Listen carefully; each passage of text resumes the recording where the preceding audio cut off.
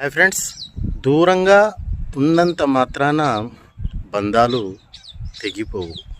దగ్గరగా ఉంటే బంధాలు పెరిగిపోవు. అర్థం చేసుకునే మనసు ఉంటే దూరం దగ్గర అనేది అసలు సమస్యే కాదు. బంధం పెరగడం తగ్గడం అనేది మన ఫీలింగ్స్ని అర్థం చేసుకునే మనుషుల్ని బట్టి ఉంటుంది. మిత్రులారా, మీరేమంటారు? కామెంట్ చేయండి. మీరు నా ఛానల్కు మరింత సపోర్ట్ ఇవ్వండి.